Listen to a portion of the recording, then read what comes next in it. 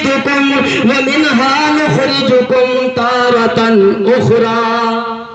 فرماتا ہے ہم نے اسی مٹی سے تمہیں پیدا کیا, اسی مٹی سے ہم نے تمہیں بنایا, اور بعد مرنے کے ہم تمہیں اسی میں لے جائیں گے, اور دوبارہ سے ہم تمہیں اسی سے اٹھائیں گے. اس کا ترجمہ ہے, یہ سیدھا سادہ ترجمہ میں نے آپ کے سامنے پیش کر دیا. کیا؟ منہا خلقناکم, ہم نے تمہیں اسی مٹی سے پیدا کیا, وفیہا نعیدکم, اور بعد مرنے کے ہم تمہیں اسی میں لے جائیں گے, ومنہا نخرجکم تارۃ اخری, اور دوبارہ سے ہم تمہیں اسی سے اٹھائیں گے. حضرات اب ذرا توجہ فرمائیں, اسی مٹی سے رب نے پیدا فرمایا اور اسی میں پہنچا دیا جائے گا, اور پھر دوبارہ اسی مٹی سے اٹھایا جائے گا. یہ کیا اشارہ کیا جاتا ہے کہ ہم نے تمہیں اسی مٹی سے پیدا کیا, اسی میں ہم تمہیں لے جائیں گے, اور دوبارہ سے ہم تمہیں اسی سے اٹھائیں گے. حضرات حدیث پاک میں فرمایا گیا کہ جب ماں کے رحم میں نطفہ قرار پاتا ہے تو وہ جو فرشتہ جو موکل ہوتا ہے رحم کا, وہ اس نطفے کو اپنی ہتھیلی پر رکھتا ہے, اور ہتھیلی پر رکھنے کے بعد رب کی بارگاہ میں عرض کرتا ہے مولا یہ ہوگا کہ نہیں, توجہ چاہوں گا, اے پروردگار یہ ہوگا کہ نہیں. اگر اس کا جواب نفی میں ملتا ہے تو اس نطفے کو خارج کر دیا جاتا ہے, خون بنا کر کے اس کو خارج کر دیا جاتا ہے, اور جب جواب ہاں میں ملتا ہے تو وہ فرشتہ رب کی بارگاہ میں عرض کرتا ہے اے پروردگار عالم جب یہ ہوگا تو اس کا رزق کیا ہوگا, اس کا رزق کتنا ہوگا, اس کی سانسیں کتنی ہوں گی. اے پروردگار جب یہ بنے گا تو مولا یہ دنیا میں کیا کیا کرے گا, کتنے قدم چلے گا, کتنی دنیا میں سانسیں لے گا, کیا کیا کاروبار کرے گا, یہ دنیا میں کیا کیا کرے گا. تو پروردگار فرماتا ہے اے فرشتے لوح محفوظ پر دیکھ لے, ہم نے اس کی زندگی کے تمام حالات لوح محفوظ پر قلم کر دیے. سبحان اللہ, لوح محفوظ پر اس کی زندگی کے سارے حالات لکھ دیے جاتے ہیں. یہ دنیا میں جائے گا تو اتنی نمازیں پڑھے گا, یہ دنیا میں جائے گا اتنی نمازیں چھوڑے گا, یہ دنیا میں جائے گا اتنا جھوٹ بولے گا, یہ دنیا میں جائے گا اتنا سچ بولے گا, یہ دنیا میں جائے گا وہ کاروبار کرے گا. یہ سب کا سب لوح محفوظ پر اس کی زندگی کا تمام حالت لکھ دی جاتی ہے.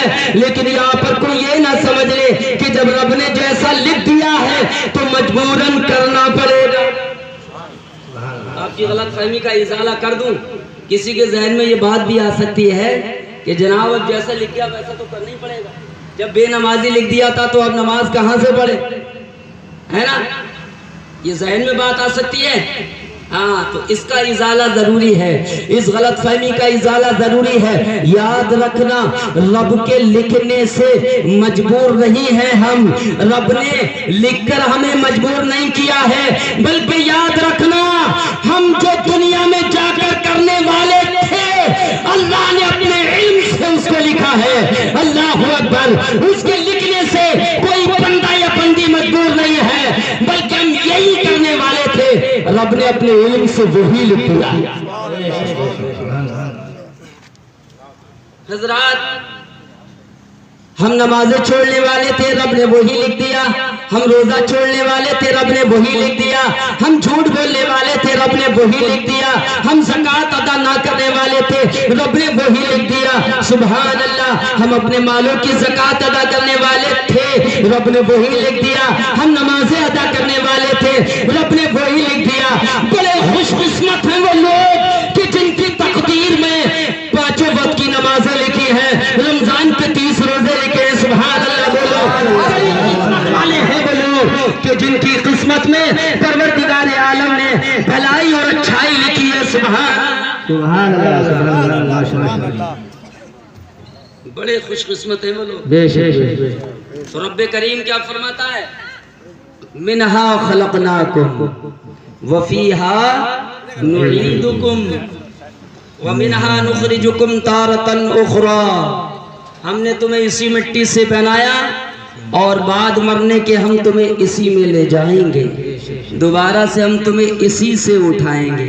حضرات ہم کہاں سے بنے؟ زندگی کیا ہے عناصر کا ظہور ترتیب، زندگی کیا ہے عناصر کا ظہور ترتیب، موت کیا ہے انہیں اجزاء کا پریشان ہونا۔ ہمارے خمیر کے اندر وہ مٹی گوندی گئی ہے، کون سی مٹی؟ کہ جہاں ہمیں دفن ہونا ہوتا ہے، جہاں ہمیں دفن ہونا ہوتا ہے وہ مٹی ہمارے خمیر میں گوندی جاتی ہے۔ حدیث پاک میں فرمایا گیا کہ جہاں جس جگہ کی مٹی اس کے خمیر میں ڈالی جاتی ہے، ملائی جاتی ہے، قدرتی طور پر اس کو وہیں پر پہنچایا جاتا ہے۔ آپ نے زندگی میں مشاہدہ کیا ہوگا، بعض لوگوں کا انتقال کہیں اور ہوتا ہے مگر دفن کہیں اور ہوتے ہیں۔ انتقال سعودی میں ہوتا ہے، دفن ہندوستان میں آ کر کے ہوتے ہیں، انتقال امریکہ میں ہوتا ہے مگر دفن ہندوستان میں ہوتے ہیں، انتقال بنگلور کی سرزمین پر ہو رہا ہے مگر دفن آگے کی سرزمین پر ہو رہے ہیں۔ کیا مقصد ہے؟ نبی فرماتے ہیں اس کے خمیر میں اس مقام کی خاک ملائی جاتی ہے، قدرتی طور پر اسی مقام پر اس کو پہنچا دیا جاتا ہے۔ یہ آیت کریمہ وہی تو اشارہ کر رہی ہے، ہم نے تمہیں اسی مٹی سے پیدا کیا، اسی مٹی سے۔ سمجھ رہے نہیں آپ؟